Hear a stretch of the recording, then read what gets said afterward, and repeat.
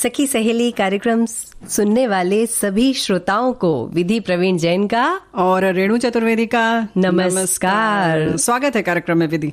धन्यवाद रेणु जी। और हमारे सभी श्रोताओं को और हम सबको आज जो पराक्रम दिवस है केंद्रीय रिजर्व पुलिस बल का, उसके लिए ढेर सारी शुभकामनाएं। और आने वाले कल के दिन होम्योपैथिक दिवस है, उसके भी ढेर सारी शुभकामनाएं।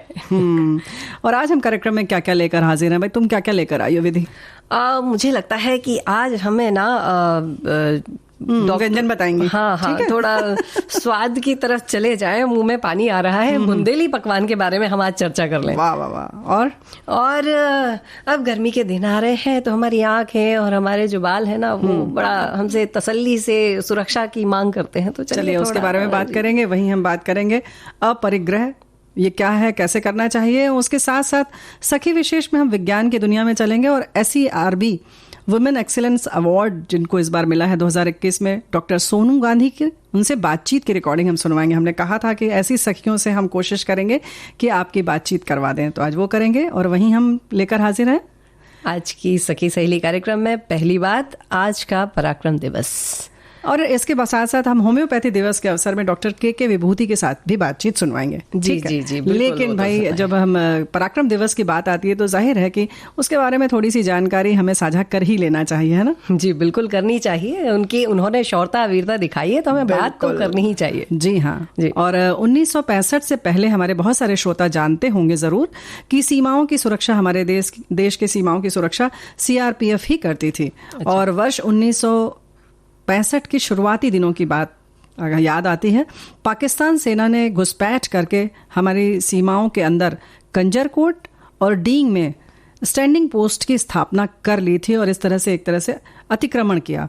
और इसके जवाब में CRPF की 2वीं बटालियन की 4 कंपनियों को सरदार पोस्ट पर भेज दिया गया। अच्छा, तो ये जो तारीख थी, ये जो आप बात कर रही हैं, ये तारीख भी आज की ही तारीख थी, 9 अप्रैल की। बिल्कुल। हाँ, तो अब बताइए CRPF की बाकी जो कंपनियां हैं वो गश्त के लिए गई हुई हैं। कुछ सैनिक ही, कुछ सिपाही ही वहां पर हैं और दुश्मन इस बात को आंक लेता है और हम पर 51वीं इन्फेंट्री ब्रिगेड से हमला बोल देता है। जी। इतनी बड़ी संख्या में हमारे ऊपर हमला हो रहा है, लेकिन हमारी छोटी सी बटालियन उन्हें 12 घंटों तक लगातार रोक कर रखती है। उनके 34 सैनिकों को मार गिराती है। जी। हालांकि थोड़ा सा नुकसान हमारा भी हुआ, हमारे CRPF के। भाई जब इस तरीके की कह सकते हैं युद्ध होता है तो नुकसान दोनों तरफ से होता है, लेकिन फिर भी हार जीत भी होती है, जैसे कि हमारे देश के जवानों ने कर दिखाया। जी, कर दिखाया। कुछ 4 जवान और 2 सिपाही जो हैं वो वीरगति को प्राप्त हुए थे, तो हम उन्हें अभी भी श्रद्धांजलि अर्पित करते हैं। लेकिन इसके बारे में एक बहुत अच्छी बात हुई जो कि होनी चाहिए। जब 12 अप्रैल 1965 में संसद में इस बल की प्रशंसा की गई तो जवानों के इस अद्वितीय साहस को, वीरता को, बलिदान को ध्यान में रखते हुए आज के इस दिन को CRPF के पराक्रम दिवस के रूप में मनाने का बस एक संकल्प किया गया, घोषणा की गई। जी बिल्कुल, घोषणा कर दी गई। बिल्कुल सही बात है। और वहीं 1965 की बात चल रही है तो कच्छ के रण में सरहद, जो उधर से भी हमारा सरहद है, हमारी सीमा है, दुश्मन के आक्रामक मंसूबों को देखते हुए 2 बटालियन केंद्रीय रिजर्व पुलिस बल की 4 कंपनियों को और अन्य बातों के साथ साथ सीमा चौकी स्थापित करने के लिए आदेश दिया गया। 8 और 9 अप्रैल के मध्य रात्रि के अंधेरे में दुश्मन की फिर से 51वीं इन्फेंट्री ब्रिगेड के 3500 जवान, जिनमें 18 पंजाब बटालियन, 8 फ्रंटियर राइफल्स और 6 बलूच बटालियन के थे, इन सब ने मिलकर गुपचुप तरीके से हमारी सीमा की पोस्टों पर ऑपरेशन डेजर्ट हॉक के तहत आक्रमण कर दिया। जी, डेजर्ट हॉक को नियोजित तो उन्होंने बहुत अच्छे तरीके से किया था, बड़ी अच्छी प्लानिंग की थी रेणु जी। लेकिन क्या है ना, वो हमारी CRPF की जो सूक्ष्मता है, उनकी जो दृढ़ता है ना, उसका आकलन कर पाना हर किसी के बस की बात नहीं, और वो कर नहीं पाए। और हुआ ये कि इसकी जो जवाबी कार्रवाई हमने की तो दुश्मन सेना हतप्रभ हो गई और उनके पास इतने अच्छे हथियार थे, इतने सारे सैनिक थे, लेकिन उन्हें वापस भाग जाना पड़ा। और हमारे देश के सैनिकों की साहस को देखते हुए इसे पुलिस युद्ध के बजाय सैन्य युद्ध की संख्या दी गई और इस तरह से उसे संबोधित किया गया, एक सम्मान दिया गया। और फिर उस ऐतिहासिक क्षण के आलोक में शौर्य दिवस मनाने का प्रण किया गया और आज हम उसका दिवस मना रहे हैं। जी बिल्कुल। अभी लेकिन एक और बात आपको भी याद होगी, वो जो 13 दिसंबर 2001 का संसद का हमला, मतलब अगर वहां पर हमला हो जाता तो समझ लीजिए हमारे पूरे देश की सुरक्षा खतरे में आ जाती, और उसको रोक लिया इन सीआरपीएफ के जवानों ने। आप बताइए, इन कुछ जवान वहां पर थे, 30 मिनट की गोलाबारी में 5 आतंकवादियों को मार गिराना बहुत बड़ी बात है, मुश्किल काम था जी। और इस मुठभेड़ में कर्तव्य पथ के आह्वान पर बहुत उत्कृष्ट साहस, सूझबूझ का भी परिचय दिया। और सबसे बड़ी बात, विधि हमारे बहुत सारे साथी जानते भी होंगे, महिला सिपाही भी थी उसमें जी, कमलेश कुमारी। और इसके साथ साथ और भी जो हमारे सिपाही थे, संतोष कुमार, श्यामवीर सिंह, सुखविंदर सिंह और वाईबी थापा, इन सबको हम नमन करते हैं और हम हमेशा हमेशा याद करते रहेंगे। और इनके इस बलिदान को भुलाना तो बिल्कुल नहीं चाहिए, और भुलाया गया भी नहीं। 26 जनवरी 2002 को शहीद कमलेश कुमारी को अशोक चक्र प्रदान किया गया जी। 4 जवानों को शौर्य चक्र प्रदान किया गया। तो ये हमारी तरफ से उनके लिए एक श्रद्धांजलि ही कह सकते हैं, क्योंकि जब वो चले गए तो उन्हें पराक्रम का यह चक्र प्रदान करना हमें भी बड़े गर्व की बात है। बिल्कुल। दो एक लाइन इनके लिए कहने का दिल कर रहा है। शौर्य साहस का तू चंदन है, शौर्य साहस का तू चंदन है, हे मातृभूमि के वीर पुत्र, तुम्हें हमारा वंदन है। वाह वाह, वंदन है, वंदन जी है। जी। तो ताकत वतन की और हमारी सभी कुछ जो ताकतें हैं वो इनसे ही हैं, और इनकी ताकतों के कारण आज हम इतने हक से बैठे हैं आजाद देश में, और स्वतंत्रता के साथ बात कर पा रहे हैं अपनी सखियों और सहेलियों के साथ में। बिल्कुल सही। और वहीं बड़ी सुकून भरी नींद हम सोते हैं। और लेकिन सुकून भरी नींद के लिए एक और बहुत जरूरी है कि हमारी सेहत बड़ी अच्छी हो, और इसके लिए कल का जो दिवस है यानी 10 अप्रैल विश्व होम्योपैथी दिवस है ना? छोटी छोटी साबूदाने जैसी गोलियां, साबूदाने से भी छोटी छोटी, और उसके संग संग बड़ी खास बात है, मीठी मीठी भी होती हैं। बच्चे भी बड़े प्यार से खा लेते हैं। बच्चे तो ऐसे कि भाई हम लोग तो बचपन में यही करते थे कि वो शीशियां रखी रहती थी, किसी भी बीमारी की वो दवा हम लोग पूरी एक बार में गटक कर जाते थे। बाद में ढूंढने वाले ढूंढते रहो, कोई बात हमने नहीं, तो खा ली जी। तो कुछ इस तरीके की होती हैं, लेकिन इसके संग संग जो इसकी खासियत है वो अपने ढंग की है। बिल्कुल बिल्कुल। होम्योपैथी की दवाई, वैसे कहा जाए अगर देखें होम्योपैथी की दवाई को, तो बच्चों के पैदा होने के साथ से लेकर हमारे बुढ़ापे तक अलग अलग तरीके की दवाइयां हैं, मगर डिब्बी का जो आकलन है और जो गोलियों का आकलन है वो एक ही रहता है। बिल्कुल सही बात है जी। तो हम चाहते हैं कि हमारे साथ में एक बातचीत हुई है डॉक्टर के विभूति जी की, टेलीफोन पर जो बातचीत हुई है वह हमारी सखियों को हम सुनवाना चाहते हैं। तो लेकिन नहीं, उसके पहले एक बात और कर ले। कुछ चीजें हैं कि भाई आज जो हम लोग बालों के बारे में तो बात करेंगे ही, व्यंजन में कुछ जो चीजें बता रहे हैं उनका नाम बता दें क्या?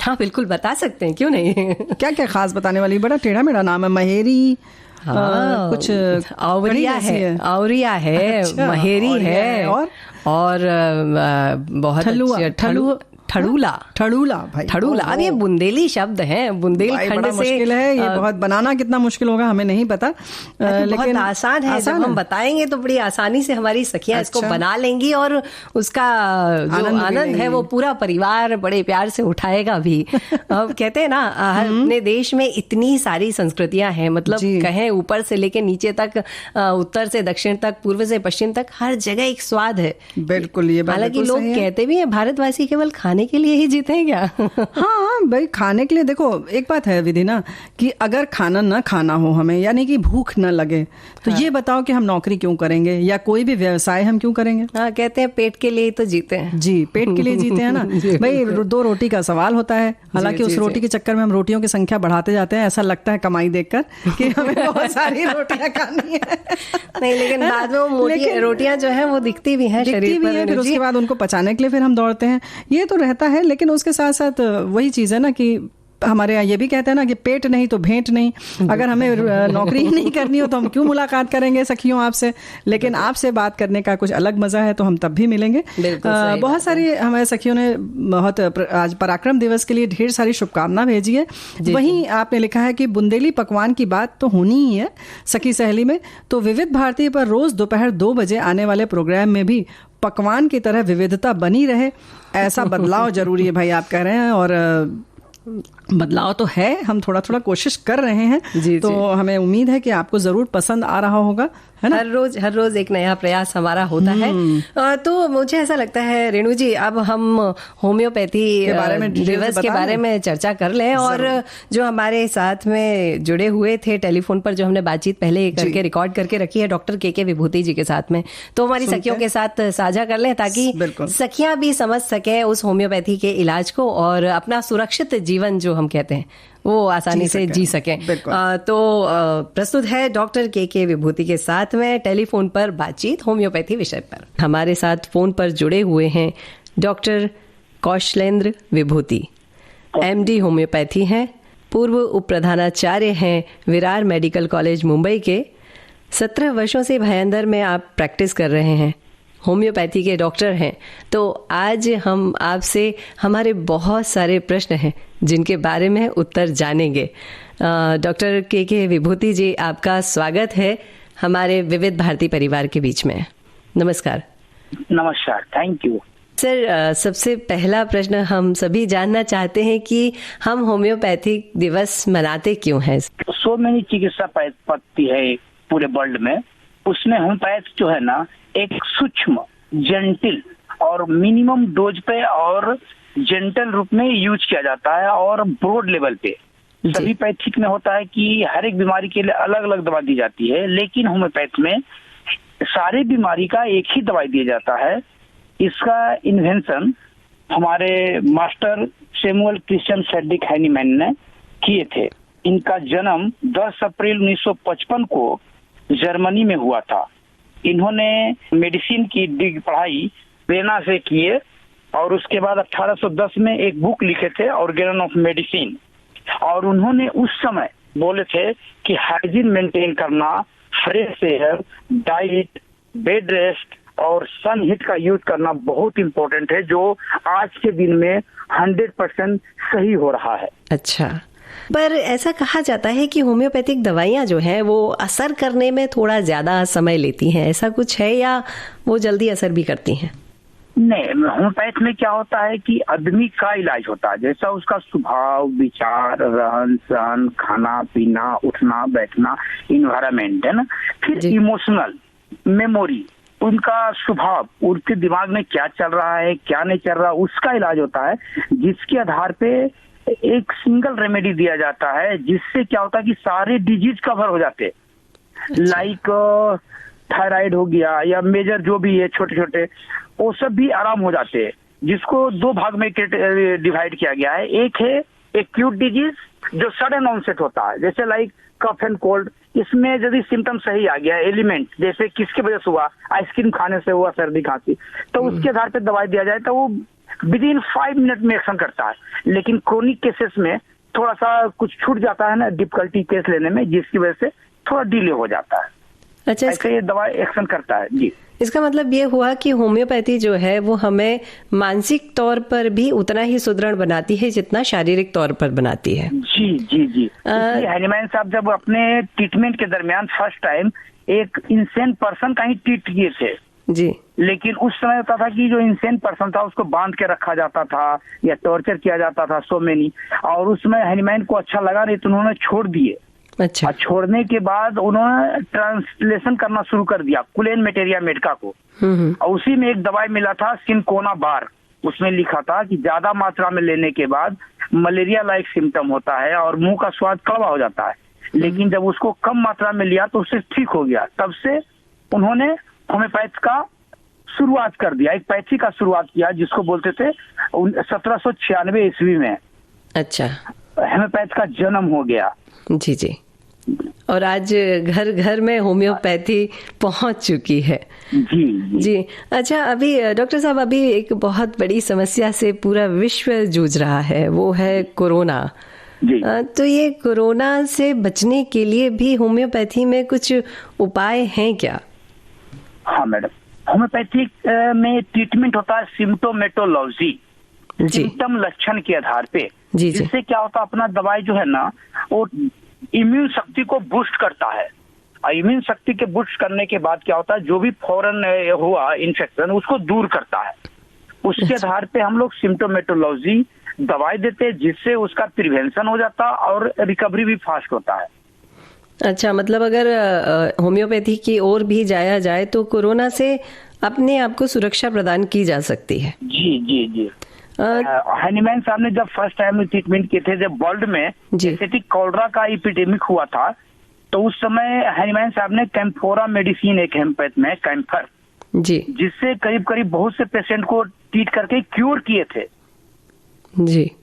वैसे ही हेमपैथ में भी हमारे आयुष मंत्रालय जो भारत सरकार का है, उन्होंने लास्ट टाइम में फर्स्ट जो आया था अपना यहाँ, उसमें आर्सेनिक ऑल्व सबको प्रिस्क्राइब बोले थे प्रिवेंशन के रूप में देने के लिए।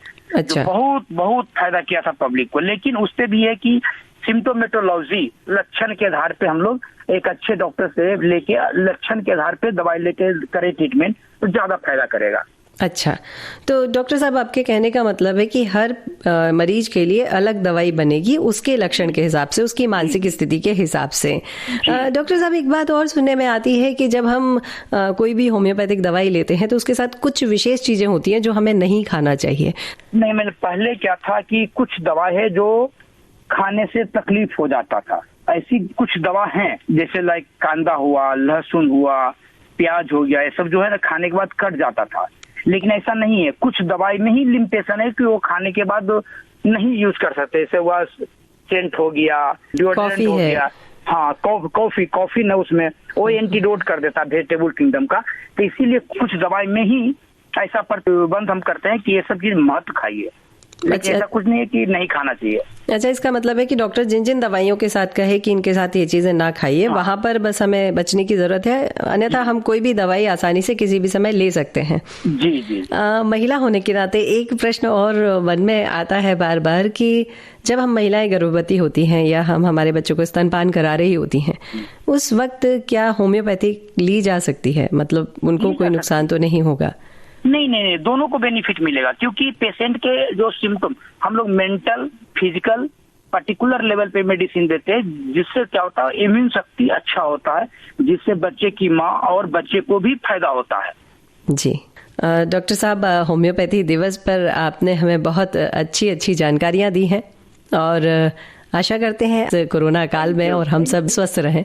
जी जी, थैंक यू मैडम। धन्यवाद डॉक्टर कौशलेंदु विभूति जी, नमस्कार। Thank you. Happy world Hahnemann day. अभी आप सुन रहे थे विश्व होम्योपैथी दिवस पर डॉक्टर के विभूति के साथ में बातचीत।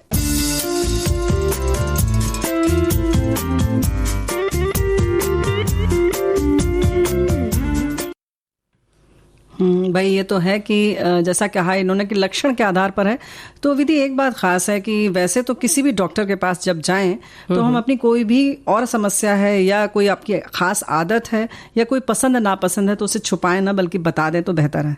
और इसमें तो खास तौर से है ना, होम्योपैथी में तो ऐसा लगता है कि हमें हमारे जीवन का एक एक हिस्सा डॉक्टर के सामने खोल देना चाहिए। कभी कभी बड़ा डर भी लगता है, जैसे वो पूछते हैं कि आपको पानी की प्यास कितनी लगती है, एक गिलास पीने पर मन भर जाता है। तो बहुत डर लगता है कि कितना बताएं कितना न बताएं, लेकिन कितना भी डर लगे लेकिन सारी चीजें बता ही देना चाहिए। और वैसे भी कहते हैं जब वकील हो या डॉक्टर है उससे कोई बात छुपानी नहीं चाहिए, क्योंकि जो भी वो डॉक्टर करते हैं वो हमारे भले के लिए कर रहे हैं। और जब भले की बात आती है, और ये इन्होंने जैसे बताया कि मन स्थिति के हिसाब से भी दवाएं बनाई जाती हैं, और इसीलिए आप देखते हैं कि जब वो बनाते हैं दवा तो एक एक शीशी अलग अलग बनाते हैं, यूं ही रखी हुई कोई भी शीशी उठाकर हमें नहीं दे देते हैं। तो इस बात का जरूर ख्याल रखें। और ये तो बड़ी खास बात है मीठी गोलियों के बारे में। लेकिन उसके साथ साथ विधि कभी ऐसा हुआ कि अलमारी खोला और धड़ सारे कपड़े मुंह पर आ गए? कई बार होता है।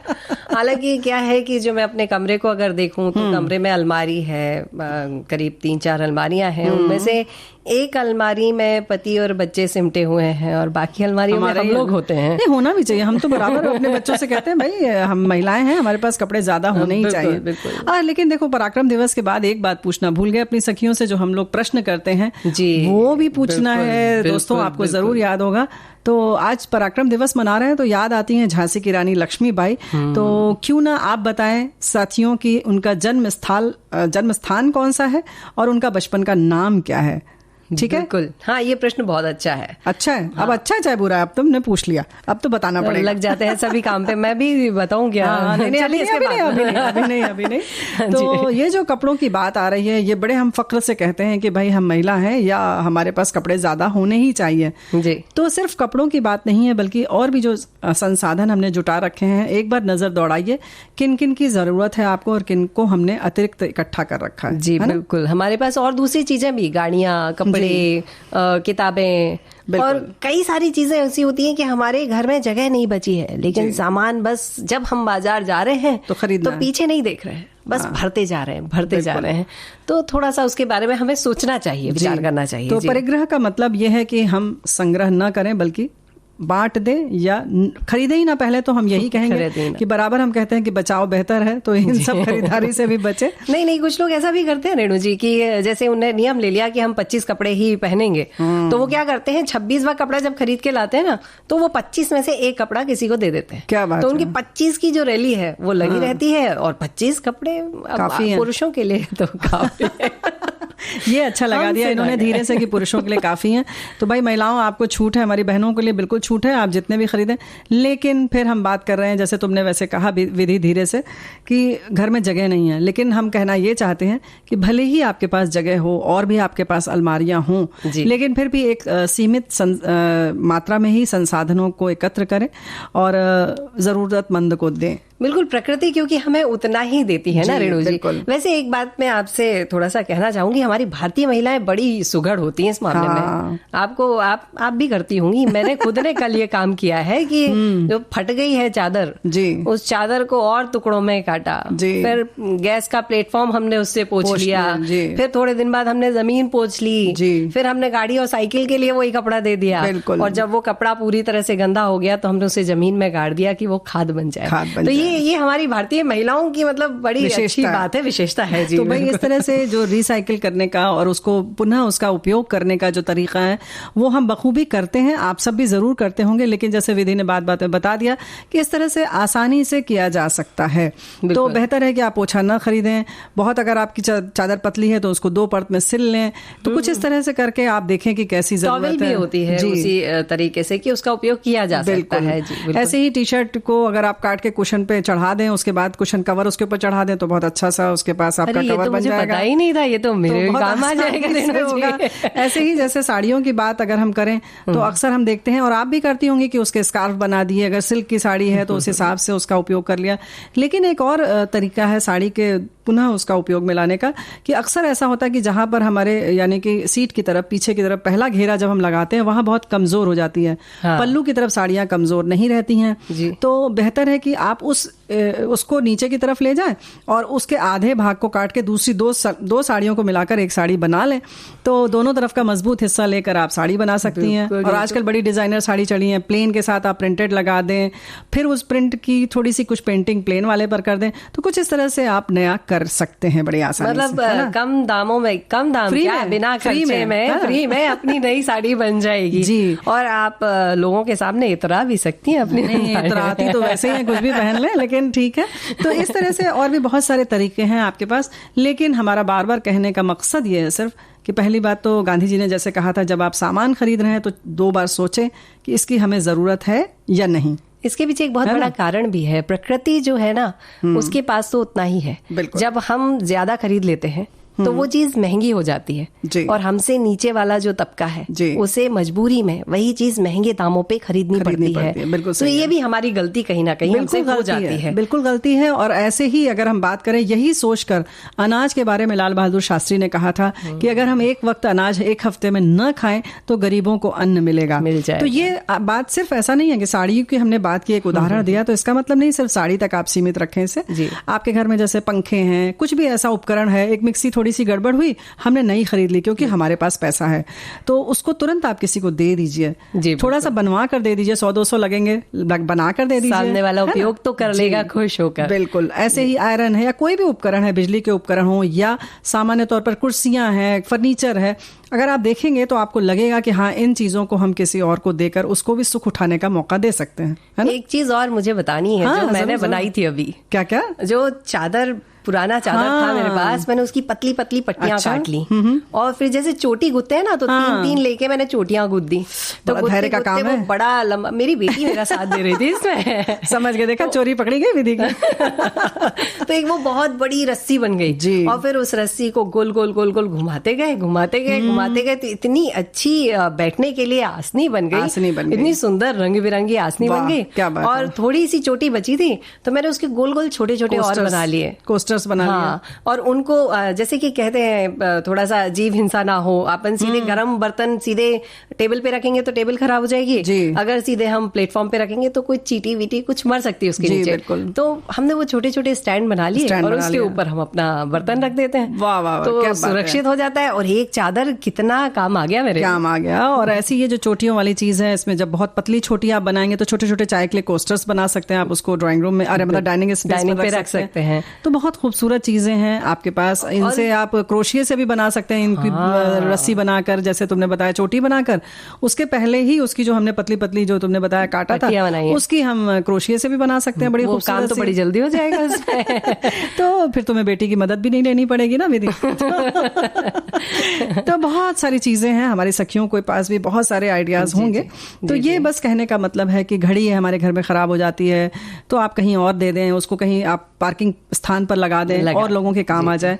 तो कुछ इस तरह से अपने घर से इन चीजों को निकालना शुरू कीजिए। आपसे एक बात और बांटनी है मुझे इस बात को लेकर कि अभी हम लोग सुबह सुबह घूमने जाते हैं तो बहुत सारी गाड़ियां, बड़ी बड़ी गाड़ियां, बड़ी महंगी गाड़ियां यूं ही खड़ी पड़ी हैं और खराब हो रही हैं। एक गाड़ी को पिछले 2 साल से मैं देख रही हूँ, वो वहीं खड़ी है और बहुत महंगी गाड़ी है। तो ऐसा भी हम कर लेते हैं कई बार कि हमारे पास पैसा है तो हम बड़ी बड़ी गाड़ियों को, यहाँ तक कि स्कूटर को, साइकिल को, मतलब बच्चों को साइकिल ले दी और साइकिल से लेके बड़ी चीजों तक हम यूं ही खराब होने देते हैं। जी, तो ये कहीं ना कहीं हमसे गलती हो जाती है। तो मुझे लगता है कि हमें इन सब चीजों को संभालना चाहिए। संभालना चाहिए, यानी कि बांटते रहना चाहिए और सबका ख्याल रखते हुए उसको वितरित करते रहना चाहिए। थोड़ा है थोड़े की जरूरत है, और ऐसे ही थोड़े थोड़े की जरूरत रखते हुए मन में कोई है जो अपने जीवन के संघर्षों में बहुत आगे बढ़ गई। बिल्कुल। तो हम सुनते हैं रिकॉर्डिंग सोनू गांधी की। जी दोस्तों नमस्कार, मैं हूं आपकी रेडियो सखी ममता सिंह। विविध भारती के स्टूडियो नंबर 1 में हमारे साथ टेलीफोन लाइन पर हैं डॉक्टर सोनू गांधी। डॉक्टर सोनू, विविध भारती परिवार की ओर से आपका स्वागत कर रहे हैं। आप अपने बारे में थोड़ी सी जानकारी दीजिए हमारे श्रोताओं को। मेरा नाम सोनू गांधी है एंड मैं एज अ वैज्ञानिक national institute of animal biotechnology जो कि हैदराबाद में है, वहाँ पे कार्यरत हूँ। और यहाँ पर हमारे जो लैब है वहाँ पर हम जो रिसर्च करते हैं वो हम बायोसेंसर्स के ऊपर करते हैं। बायोसेंसर्स एक मशीन जैसा होता है और डिवाइस जैसा होता है, जैसे कि ग्लूकोज और डायबिटीज मेजर करने के लिए जो घरों में डिवाइस होती है वो बायोसेंसर होता है जी। तो इसी तरीके का बायोसेंसर हम अपने लैब में बनाते हैं जी। अभी तक हमने अपने लैब में HIV, आर्थराइटिस और कोविड के लिए, और अभी हम जो ये अवार्ड मिला है इसमें हम साल्मोनेला के लिए डिवाइस बना रहे हैं। अच्छा, तो पहले तो अवार्ड के लिए बहुत बहुत बधाई। हमें और हमारे श्रोताओं को बताइए कौन सा पुरस्कार आपको मिला है? जी, ये जो पुरस्कार है ये HB जो कि science and engineering research board, इनका एक स्कीम है जो कि सर वुमेन एक्सीलेंस अवार्ड के नाम से जाना जाता है जी। ये जो अवार्ड देता है ये बिलो 40 इयर्स के जो वुमेन साइंटिस्ट हैं उनको दिया जाता है। इसके अलावा इस अवार्ड को अप्लाई करने के लिए हमारे पास कोई भी नेशनल लेवल के जो कि 6 एकेडमीज हैं साइंस की, which is called as the national science academies जी। जैसे कि Indian National Science Academy Delhi में स्थित है और Indian Academy of Sciences Bangalore स्थित है, National Academy of Science Allahabad है। इसी तरह से 3 और एकेडमीज हैं। तो the women scientist should be the part of any one academy or more than one academy. जी जी. So this is one of the another criteria. जी. इसके अलावा हमें इसमें अपना रिसर्च करने के लिए एक प्रपोजल भी सबमिट करना पड़ता है जी. जो कि कमेटी के थ्रू फिर स्क्रीनिंग और देयर आर सेवरल स्टेप्स जिसके बाद वो अप्रूवल होता है और इंडिया में 4 वुमेन साइंटिस्ट को ये अवार्ड एवरी ईयर दिया जाता है. जी जी. तो इस दिशा में आने के लिए किस तरह की तैयारी करनी चाहिए शुरू से ही, कौन सी पढ़ाई करनी चाहिए कि इस फील्ड में आ सकें? तो इस फील्ड में आने के लिए सबसे पहली रिक्वायरमेंट है कि we have to study in the area of science, material science department, biomedical engineering department. So they should get PhD in this area or biotechnology. So the PhD work जो अगर बायोसेंसर के area में करना चाहते हैं उनको biosensor से related topic पर ही करना चाहिए. जी जी. हमारी जो सखियां हैं सुन रही हैं, लड़कियां हैं, तो उनके लिए कुछ ऐसी प्रेरणादायी बातें भी बताइए और ये भी बताइए कि इन दिनों आप किस प्रोजेक्ट पर काम कर रही हैं और उसका क्या उद्देश्य है? जी.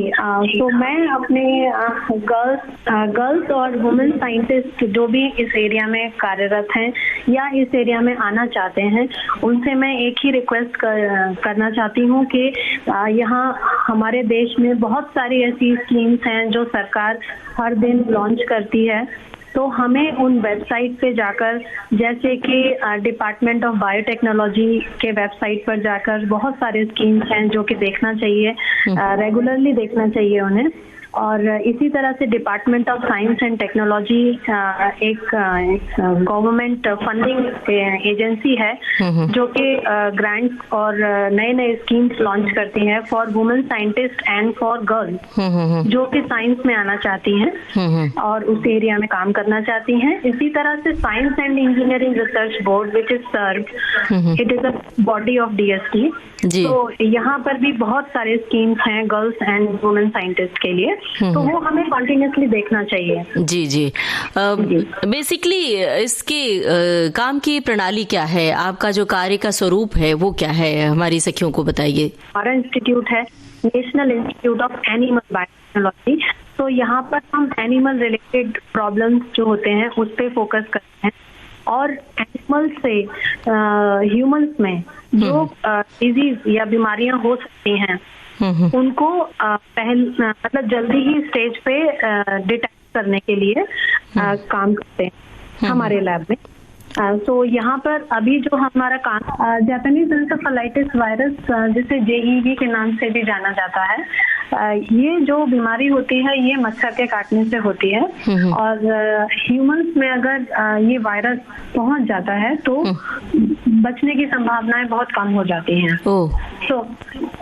तो हम इस पे भी रिसर्च कर रहे हैं अपने लैब में और इसके अलावा हम एक डिवाइस बना रहे हैं जिससे कि हम जापानीज एन्सेफेलाइटिस वायरस को जब वो ग्रो करना स्टार्ट करे शरीर में ह्यूमंस के, तभी हम उसको जल्दी से जल्दी उसको पता कर पाए कि ये वायरस हमारे ब्लड में प्रेजेंट है. जी जी. इसके अलावा हम अपने लैब में कोरोना वायरस के ऊपर भी रिसर्च कर रहे हैं जिसमें कि हम कोरोना वायरस के जो सरफेस पे स्पाइक प्रोटीन प्रेजेंट होते हैं जो कि मेन रोल प्ले करते हैं इन्फेक्शन में, उसको हम उसके लिए हम क्लोनिंग के थ्रू प्रोटीन बना रहे हैं जिसको कि हम यूज करेंगे अपने डिवाइस में डिटेक्शन के लिए. जी जी. तो ये तो बहुत ज़रूरत है इस समय, क्योंकि कोरोना वायरस से सब लोग घबराए हुए, यहाँ तक कि ये वायरस इतना ज़्यादा हावी हो रहा है लोगों के दिलो दिमाग पर. तो इस समय कुछ थोड़ी सी एहतियात की बातें भी बता दीजिए हमारे श्रोताओं को. जी. तो सबसे पहली बात है इसमें कि किसी को भी पैनिक नहीं होना चाहिए, परेशान नहीं होना चाहिए और सबसे बड़ी बात है कि मास्क कभी ना उतारें और डिस्टेंसिंग अगर आप फॉलो करेंगे और मास्क हमेशा लगा के रखेंगे और फ्रीक्वेंटली अपना हैंड वॉश करेंगे तो मतलब कोरोना होने के चांसेस बहुत ही रेयर हैं। और अपने हाथों को अपने फेस के पास ले जाकर कभी टच ना करें और हाथों को नियमित रूप से वॉश करते रहें और सैनिटाइज करते रहें। पब्लिक प्लेसेस में जाने से बचें। ये एक इन्फ्लुएंजा वायरस तरह से है जो कि सीजनल चेंज होने पे आपको पता होगा कि सभी को बुखार एंड जुकाम होता है सीजन चेंज होने पर। So it is also like that. So but the main thing is कि हमें हमेशा प्रिकॉशन के साथ ही रहना है। जी, हम जानना चाहते हैं कि जो बायोटेक्नोलॉजी, एनिमल बायोटेक्नोलॉजी का जो फील्ड है, इस क्षेत्र में अगर लड़कियां आना चाहती हैं या जो भी आना चाहते हैं तो किस तरह की तैयारी दरकार होती है और कितनी मेहनत मांगती है, ये भी बताइए। खुद को किस तरह से इस क्षेत्र में आने के लिए बहुत सारे अपॉर्चुनिटीज हैं, जिसमें से कि अगर किसी ने BBSc किया है वेटरनरी साइंस में, बैचलर इन वेटरनरी साइंस, और उसके बाद MBSc which is masters like MSc, and उसके बाद PhD करना बहुत जरूरी है। अगर आपके पास पोस्ट डॉक का एक्सपीरियंस है PhD के बाद तो बहुत ही अच्छा रहेगा, क्योंकि पोस्ट डॉक में आपको एक इंडिपेंडेंट रिसर्च साइंटिस्ट की थिंकिंग डेवलप करने का सिखाया जाता है। जी हाँ। जो कि एक साइंटिस्ट बनने के लिए बहुत ज्यादा इम्पोर्टेंट है। और एनिमल बायोटेक्नोलॉजी के लिए बहुत सारे कोर्स मास्टर्स में भी स्टार्ट हुए हैं जो कि एनिमल साइंस के फील्ड में कराए जाते हैं। और biotechnology is also very common area जहाँ पे कि कोई भी रिसर्च का स्टूडेंट जा सकता है किसी भी एरिया में, जिसके थ्रू वो एनिमल साइंस या एनिमल बायोटेक्नोलॉजी के क्षेत्र में भी आ सकता है। जी, बड़ी काम की बातें आपने बताई हैं और जो भी हमारी सखियां सुन रही हैं, हमारे श्रोता सुन रहे हैं, जरूर लाभान्वित होंगे।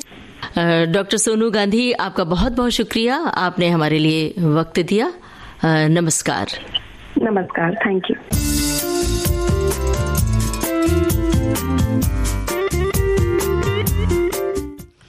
SERB वुमेन एक्सीलेंस अवार्ड विधि 2021 का जो ये सम्मान मिला है, ये हमारी 3 और बहनों को मिला है सोनू गांधी के साथ। डॉक्टर शोभा कपूर, ये इस समय assistant professor at Indian Institute of technology Mumbai में है और इनका जो काम करने का क्षेत्र है वो है chemical biology with expertise in host pathogen interactions and membrane biology. अरे तो ये अवार्ड अभी 2 महिलाओं को और मिला है, तो उनमें से एक के बारे में मैं आपसे चर्चा करना चाहती हूँ। डॉक्टर ऋतु गुप्ता जी, ये है assistant professor at Indian Institute of Technology Jodhpur ji, और ये राजस्थान में काम कर रही हैं। नैनो टेक्नोलॉजी के साथ में मटेरियल साइंस है, नैनो डिवाइसेस हैं, सेंसर्स हैं और हेल्थ और एनर्जी है। इन सारे विषयों को लेकर वह नैनो टेक्नोलॉजी पर चर्चा और इसके सम्मान मिला है। इसके साथ ही डॉक्टर अंतरा बनर्जी को, ये साइंटिस्ट है बी लेवल की और national institute for research in reproductive health Mumbai, और इनका जो काम करने का एरिया है और विशेषज्ञ है जो विशेष योग्यता के साथ signal transaction biology and reproduction और एंडोक्राइनोलॉजी में भी ये काम कर रही हैं। तो इस तरीके के जो क्षेत्र हैं इसमें हमारी ये बहनें काम कर रही हैं, हम बच्चे भी कह सकते हैं क्योंकि 40 वर्ष से कम उम्र की इन बहनों को मिलता है ये वुमेन एक्सीलेंस अवार्ड। तो ढेर सारी बधाई इन सबको हम देते हैं, चारों को। और हमें तो बड़े फख्र की बात है कि हमारी मतलब महिला होने के साथ में जी ये काम करना, अब वो 40 की उम्र की हैं तो परिवार और सब कुछ होगा ही, और उसके साथ में जिम्मेदारियों के साथ में अगर ये इतना कर पाती है तो मुझे लगता है हम सभी को उनके लिए ढेर सारी तालियां और ढेर सारा प्यार देना ही चाहिए। बिल्कुल बिल्कुल। मुझे कुछ पंक्तियां याद आ रही थी। स्वागत है। और ये पंक्तियां मैं आपको समर्पित कर देती हूँ। ऐसा? हाँ भाई, हमारी बाकी बहनें नाराज मत होइएगा, उसके बाद हम आपको समर्पित करेंगे, पहले पंक्तियां सुन लो। उन्होंने जुल्फों को खोला। अच्छा। उन्होंने जुल्फों को खोला, शहर में काली घटा छाई है। ओह। वो निकले हैं सफेद लिबास में, लगता है कयामत आई है। क्या बात है भाई, हमने तो सफेद कपड़ा नहीं पाया, फिर मुझे क्यों समर्पित किया? तो है। ओ भाई ऐसा है कि चलो ठीक है रेणु जी, हम आपकी जुल्फों के बारे में बात कर रहे थे। हाँ। इतने खूबसूरत बाल हैं और इतने अच्छे लगते हैं, मतलब हम लोगों को कभी कभी थोड़ी सी जलन भी होती है कि हमारे पास इतने अच्छे क्यों नहीं है। बस ये जलती हो ना, इसीलिए तुम्हारे बाल अच्छे। तो हम और हमारी सखियां थोड़ा इस बारे में जानना चाहते हैं कि आप करती क्या है अपने बालों के साथ? हम कुछ नहीं करते इसीलिए ठीक ठाक है, बहुत छेड़छाड़ नहीं करनी चाहिए बालों के साथ, पता है। तो भाई बहुत सारी चीजें हैं, बस थोड़ा बहुत ध्यान रखना चाहिए। वैसे तो हमारी सब सखियां जानती हैं, लेकिन हम क्या करते हैं खास तौर से, सच बताएं कि कुछ नहीं, ये बढ़ते जा रहे हैं पता नहीं कैसे। और हमें लगता है जब से सखी सहेली कार्यक्रम किया ना, तब से कंधे से बाल जो है वो कमर तक आ गया है। तो ये सब इनकी मोहब्बत है, मतलब हमारे रहिए कार्यक्रम तो हो ही जाएगा। बिल्कुल हो जाएगा, भविष्य बहुत उज्जवल है। लेकिन अगर हम आमतौर पर बात करें तो बालों में कंघी खूब अच्छी तरह से करें। आप बाल अगर झड़ रहे हैं तो आप ये ना सोचे कि कंघी कम करें नहीं तो बाल निकल ना जाए, ऐसा ना सोचे, क्योंकि इससे जो है अच्छे से मालिश हो जाती है। और खाने के बाद भी कंघी जरूर करें। उसके साथ साथ जो शैम्पू वगैरह है, जो आप देख लें कि कौन सा आपको सूट करता है, उसका प्रयोग करें। और देखो सबकी अपनी अपनी प्रकृति होती है बालों की भी, किसी को तेल लगाना पसंद आता है, किसी को नहीं। तो ये आप देखें कि आपको क्या पसंद आता है, आपके बालों को क्या पसंद आता है। जी बिल्कुल बिल्कुल। तो एक प्री कंडीशनिंग मैंने सुन रखी थी, वो मैं श्रोताओं को बता दूं कि प्री कंडीशनिंग में आप तेल, दही, एलोवेरा, करेला जूस, मेथी कुछ भी लगा सकती हैं। सब चीज एक साथ नहीं, अलग अलग, जब जो दिल करे हफ्ते में एक दिन एक चीज लगा लीजिए। तो भाई स्पष्ट हो गया आपको कि तेल मतलब जो आप लगाते हो सामान्य तौर पर वो, या दही, या एलोवेरा, या करेले का जूस, या मेथी के दाने का, कुछ भी आप लगा सकते हैं। बस करना ये है, बाल गीले कीजिए, हल्के से सुखा लीजिए, इनमें से कोई भी एक चीज से हल्की सी मालिश कर लीजिए, 10 मिनट छोड़ दीजिए और फिर शैम्पू कर लीजिए। तो विधि ये बताओ मुझे कि जब बाल गीले करने हैं तो बाल धुला हुआ होना चाहिए कि या 2-4 दिन हो गया धुले हुआ तो चलेगा? वैसे कोशिश करें हम जो भी औषधि हमारे बालों को दें तो धुले हुए, मतलब साफ होने चाहिए। हाँ, बाल थोड़े साफ तो हो ताकि वो औषधि अंदर जा सके। गंदगी रहेगी तो औषधि अंदर जाएगी कैसे? तो ये बात आपको समझ में आ गई। या यूं कहें कि जब आप बाल धोती हैं तो उसके बाद कंडीशनर न लगाएं सामान्य तौर पर, और उसका नमी जब बालों में रह जाए उसी समय इन सब का कुछ का प्रयोग करके और फिर से धो लें आप, तब आपको कंडीशनर नहीं लगाना पड़ेगा। बिल्कुल बिल्कुल बिल्कुल। तो ये हमें रक्षा करनी चाहिए अपने बालों की। एक किसी शायर ने कहा था, तेरी जुल्फों में खो जाना चाहता हूँ पर तू तेल इतना लगाती है कि मैं फिसल जाता हूँ। तो इसीलिए विधि ने कहा कि भाई जब फिसलने की नौबत ना आए थोड़ा सा तेल लगाएं, उसका फिर से शैम्पू कर लें। जी, तो हम ये कर सकते हैं। और थोड़ा सा ये जो तुमने अभी कहा ना कि तेल लगा रहता है फिसल जाता हूँ, लेकिन अगर आंखें ठीक रहेंगी तो आपको पता रहेगा कि बालों में तेल लगा है कि नहीं लगा है ना? तब आपके फिसलने की नौबत नहीं आएगी, आप दूर से ही देखकर समझ जाएंगे। जी बिल्कुल। तो आंखों की देखभाल बड़ी जरूरी है ना? बहुत जरूरी है। और हमारे संस्कारों में भी सिखाया गया है ना कि सुबह सुबह हमें जब सूर्योदय हो रहा है और तभी हम कलश लेकर उसे जल अर्पित कर रहे हैं और साथ में उसे देख रहे हैं, क्योंकि ये परंपराएं बनाई गई है हमारी अपनी आंखों के लिए। तो इस क्रिया को कहते हैं त्राटक। और अगर सुबह सुबह आप सूर्य को देखकर ये त्राटक करते हैं तो आपकी आंखें हमेशा अच्छी रहेंगी। लेकिन सूर्य को देखकर करने का ये मतलब नहीं कि सूर्य को आप देख रहे हो और आपके जो जल की धारा है वो आपकी आंखों के नीचे से जा रही है, बल्कि कोशिश करें ये कि अपने हाथों को सिर के ऊपर ले जाएं और तब जल गिरे और जल के आपकी आंखें पीछे हों और फिर जल हो और तब सूर्य की रोशनी हो। तो जब हम पानी के मार्फत देखते हैं, यानी पानी से पार देखते हैं सूर्य की रोशनी को, तब आंखों पर असर होता है। इसीलिए पहले जब नदियों में स्नान करते थे तो हाथ में अंजुली में लेकर पानी जल अर्पित करते थे। उसका बड़ा यूं कह सकते हैं कि बड़ा मजाक भी बनाया लोगों ने, लेकिन अब समझ में आया कि इसका वैज्ञानिक पहलू क्या है ना? जी बिल्कुल। तो त्राटक की क्रिया हम सबको करनी चाहिए। और अगर आप सूर्य को देख के नहीं कर पा रहे तो एक छोटा सा दिया जलाकर भी आप इस क्रिया को कर सकती हैं।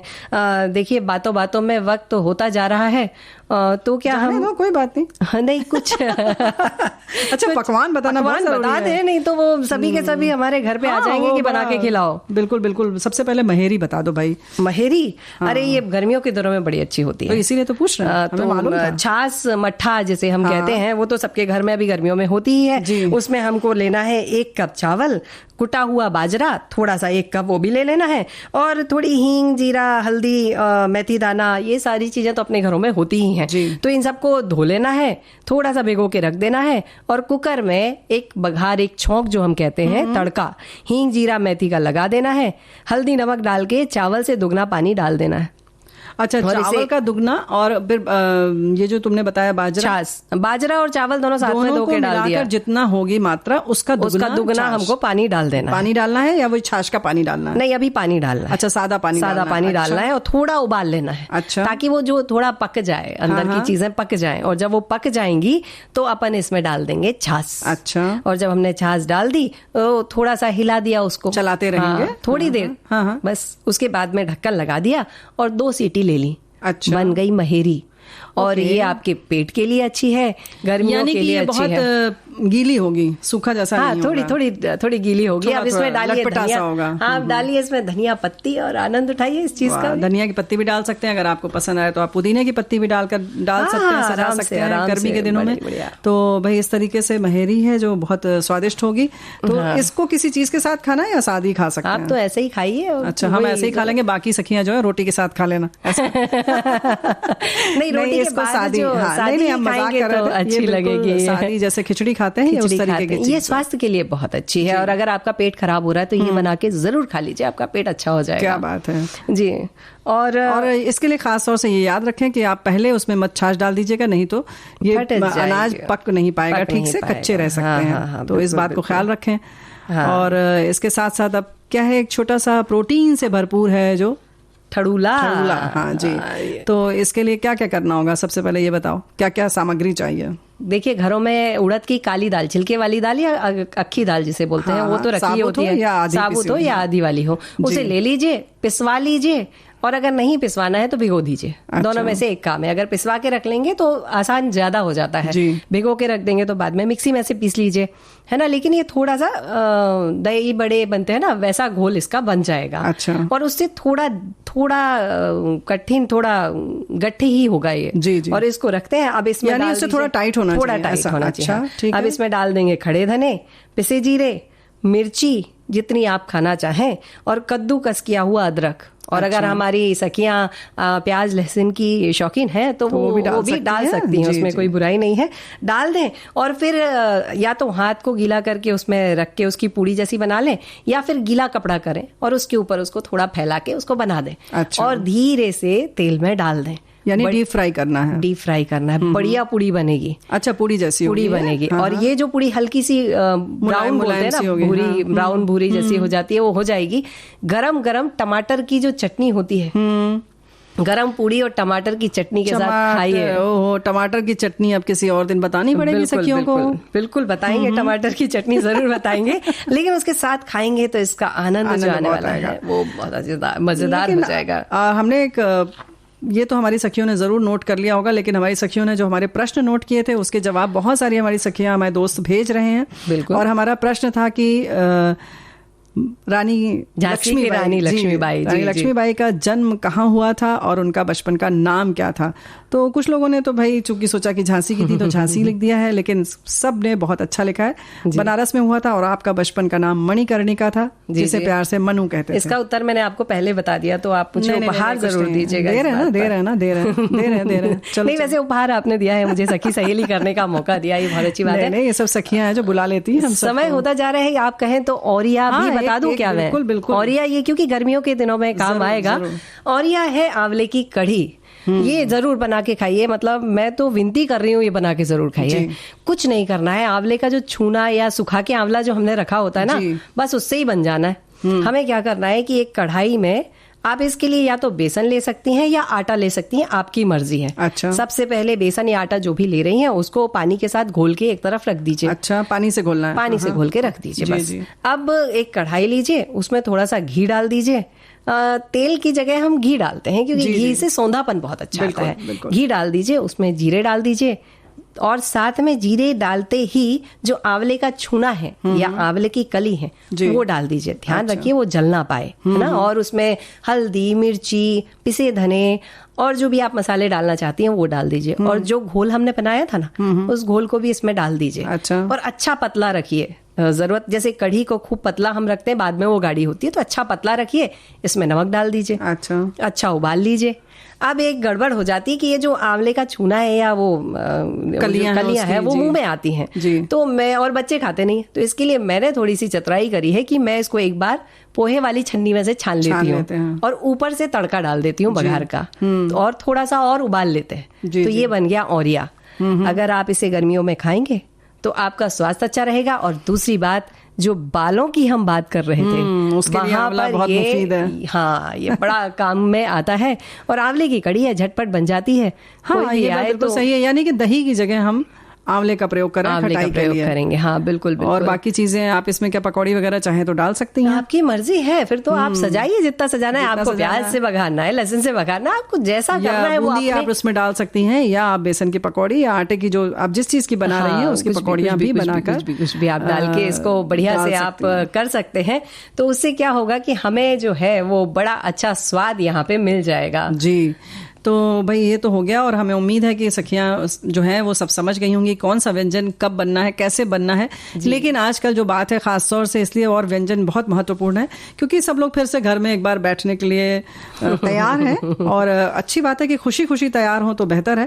तो सब बार बार हम नहीं बताएंगे आपको कि मास्क पहनिए, दूरी बनाकर रखिए, बाजार में मत निकलिए, हाथ साबुन से धोइए, ये सब बिल्कुल हम नहीं बताने वाले हैं। आपने तो बता दिया हाँ, लोगों ने सुन भी लिया। चलो, और लोग मानेंगे भी, तो फिर हम लोग चले फिर घर वापस? नहीं, वो मानेंगे, अब चलने का तो वक्त हो चला है। देखिए, तो अब हम हमारी सखियों और सहेलियों से और सभी श्रोताओं से अब लेते हैं विदा लेना चाहेंगे, और आज्ञा दीजिए। बहुत अच्छा लगा, आज पहला कार्यक्रम हमने किया और आपके साथ किया, बड़ी खुशी की बात है। तो सभी सखियों को रेणु चतुर्वेदी और विधि प्रवीण जैन का नमस्कार।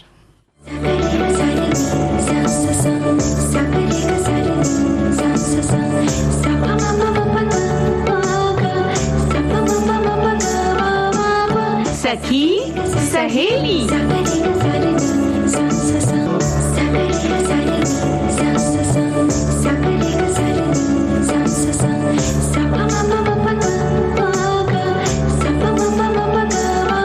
सखी सहेली।